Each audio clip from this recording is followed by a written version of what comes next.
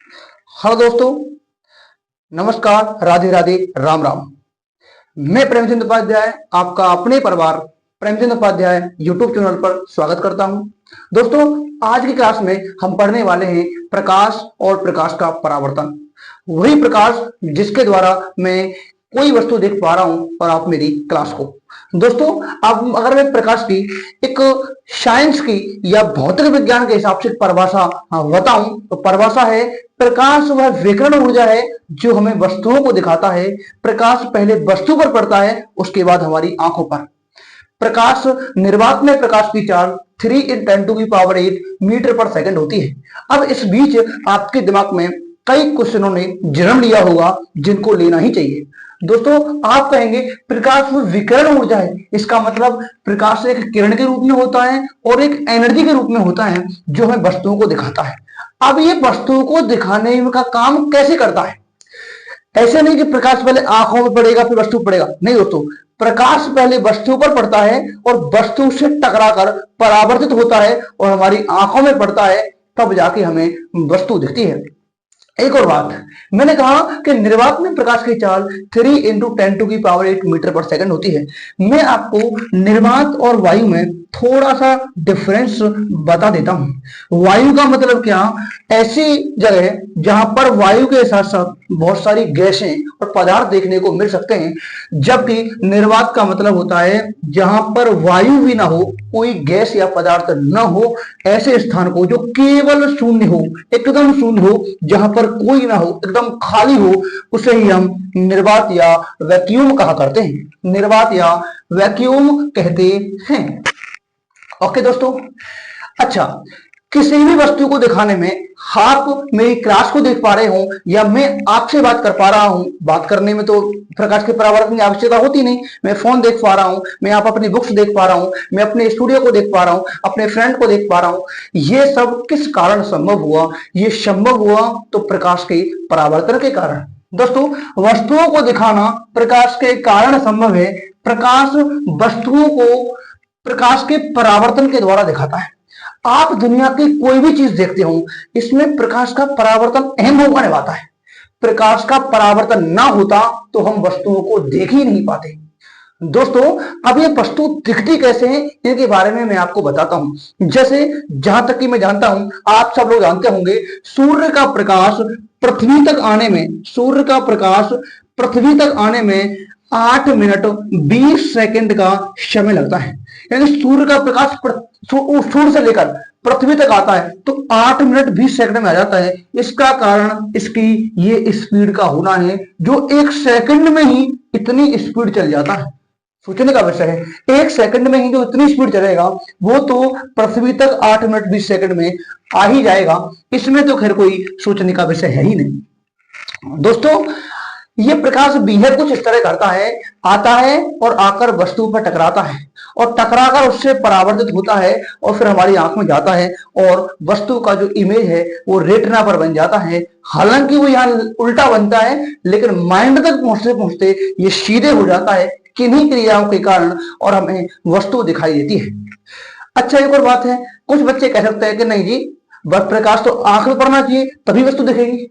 दोस्तों, आपने देखा होगा, ऐसे समझे कि ये कोई डीजा बज रहा है और शादी में खूब धूमधाम हो रही है और यहाँ पर मेरा कोई शेर है जो अपने शादी में, आपने देखा होगा। आप इस चीज को भली भांति जानते होंगे कि हर गांव में एक पागल 100% मिलेगा, हर गांव में एक दारूबाज 100% मिलेगा, हर शादी में 50-100 दारूबाज पक्का मिलेंगे और जो दारूबाज नहीं होंगे वो दोस्त ऐसा ढोंग करते हैं जिसका कोई ठिकाना ही नहीं होता।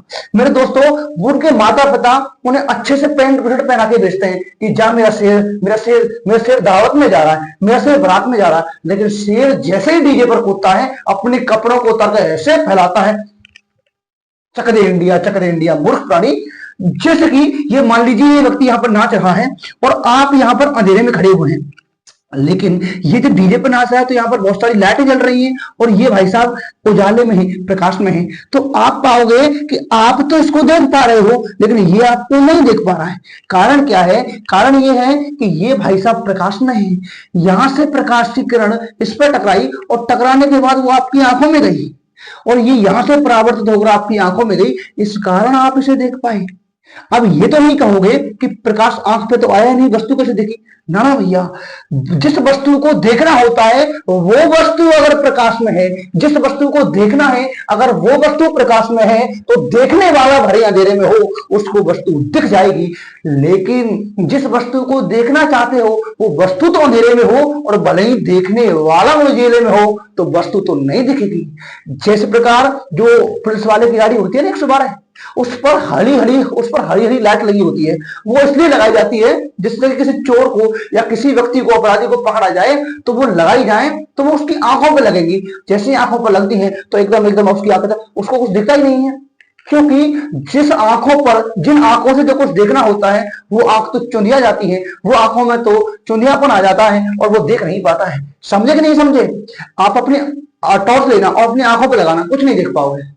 आपको किसी वस्तु को देखना है तो उस वस्तु पर प्रकाश पड़ना चाहिए, फिर वो परावर्तित होकर आपकी आंखों में आएगा, तब जाके आप किसी वस्तु को देख पाओगे। तो समझे कि नहीं समझे? तो प्रकाश एक विकिरण ऊर्जा है जो वस्तु को दिखाने का काम करता है और वस्तु के दिखाने में प्रकाश का परावर्तन एक भूमिका निभाता है।